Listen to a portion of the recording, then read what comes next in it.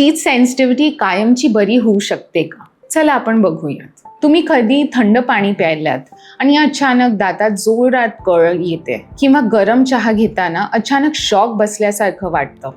असं का होतं? अनेक लोक म्हणतात माझे दात सेन्सिटिव्ह आहेत, पण इथे एक गोष्ट लोकांना कळत नाही. सेन्सिटिव्हिटी ही स्वतः प्रॉब्लेम नसते, ती तुमची दात काहीतरी वॉर्निंग देत असते आणि जर वेळेवर लक्ष दिलं नाही तर पुढे कॅव्हिटी, गम प्रॉब्लेम किंवा नर्व डॅमेज पर्यंत सिच्युएशन जाऊ शकते. मग खरंच टीथ सेन्सिटिव्हिटी कायमची बरी होऊ शकते का? आज आपण हे समजून घेणार आहोत. आपल्या दाताचा बाहेरचा भाग इनॅमल नावाच्या स्ट्रॉंग लेअरने प्रोटेक्टेड असतो.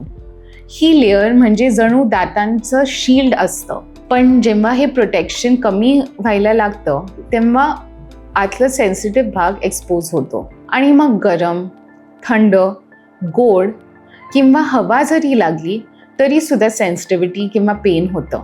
कदाचित तुम्हालाही असे सिम्पटम्स जाणवत असतील. थंड पाणी लागतं, आईस्क्रीम खाताना शॉक बसतो, गरम चहा घेताना कळ येते, ब्रश करताना डिस्कम्फर्ट होतं, एक स्पेसिफिक टूथमध्ये सेन्सिटिव्हिटी जाणवते. अशा प्रकारचे अनेक सिम्पटम्स तुम्हाला येत असतील.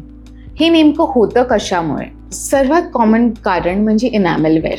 अनेक लोक जोरात ब्रशिंग करतात, हार्ड ब्रश वापरतात, व्हाईटनिंग प्रोडक्ट्स जास्त वापरतात आणि हळूहळू इनॅमल थिन व्हायला लागते. पण इथे अजून एक महत्त्वाची गोष्ट आहे. सेन्सिटिव्हिटी नेहमी फक्त टूथ सरफेसमुळेच होत नाही. कधी कधी गम रिसेशनमुळे टूथचा रूट एक्सपोज होतो. कधी कॅव्हिटी असू शकते, कधी क्रॅक टूथ असू शकतो आणि काही वेळा ग्राइंडिंग हॅबिटमुळे ही सेन्सिटिव्हिटी वाढते. म्हणून प्रत्येक सेन्सिटिव्हिटी सारखी नसते. आता इथे मोठा मिथ आहे. अनेकांना वाटतं सेन्सिटिव्हिटी टूथपेस्ट वापरलं की प्रॉब्लेम कायमचा मिटून जातो.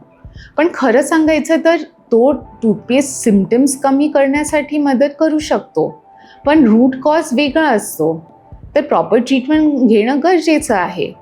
समजा घराच्या भिंतीची क्रॅक आली आणि तुम्ही फक्त पेंट केलं तर काही दिवसांनी ठीक दिसेल, पण आतील प्रॉब्लेम तसंच राहतो.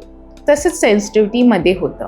काही लोक होम रेमेडीज ट्राय करतात, लेमन, सॉल्ट, बेकिंग सोडा, यापैकी काही गोष्ट इनॅमल अजून झिजू लागते आणि डॅमेज होतं आणि सेन्सिटिव्हिटी होते. पण यापेक्षाही मोठा चूक लोक न कळत करतात. सेन्सिटिव्हिटी आहे म्हणून त्या साईडने च्युइंग बंद करणे. त्यामुळे क्लिनिंग कमी होतं आणि कॅव्हिटी किंवा गम डिसीज अजून वाढत जाते. आता प्रश्न पडतो, सेन्सिटिव्हिटी कमी करण्यासाठी काय करायला हवं? सगळ्यात पहिला गोष्ट म्हणजे प्रॉपर डायग्नोसिस. कारण सेन्सिटिव्हिटीचं खरं कारण समजून घेणं यावर सिम्पल हॅबिट्स खूप मदत करतात. सॉफ्ट ब्रश वापरणं, जेंटल ब्रशिंग, सेन्सिटिव्हिटी टूथपेस्ट वापरणं, ॲसिडिक फूड कमी करणं, नाईट ग्राइंडिंग और ब्रक्सिझम असल्यास ट्रीटमेंट घेणं, रेग्युलर डेंटल चेकअप आणि जर कॅव्हिटी किंवा गम रिसेशन असेल तर डेंटिस्ट स्पेसिफिक ट्रीटमेंट रेकमेंड करू शकतात. चांगली गोष्ट म्हणजे अनेक वेळा योग्य ट्रीटमेंट आणि हॅबिट्समुळे सेन्सिटिव्हिटी खूप कंट्रोलमध्ये येतं. पण ट्रीटमेंट डिले केल्यास सिच्युएशन वर्सन होऊ शकतं. अनेक पेशंट्स सुरुवातील सेन्सिटिव्हिटी इग्नोर करतात, पण नंतर त्याच टूथमध्ये सिव्हिअर पेन सुरू होतो आणि मग सिम्पल ट्रीटमेंट ऐवजी रूट कॅनलपर्यंत सिच्युएशन जाऊ शकते. म्हणून सेन्सिटिव्हिटीला स्मॉल इश्यू समजण्याची चूक नका करू. कारण आपले दात सुरुवातील स्मॉल सिग्नल्स देत असतात आणि योग्य वेळी लक्ष दिलं तर मोठ्या डेंटल प्रॉब्लेम्स टाळू शकतो. लक्षात ठेवा, हेल्दी टीथ म्हणजे फक्त व्हाईट टीथ नव्हे, तर पेन फ्री आणि प्रोटेक्टेड टीथ आहेत. If you like the video, like, follow, subscribe to my YouTube channel and do share it with your friends and family. Thank you.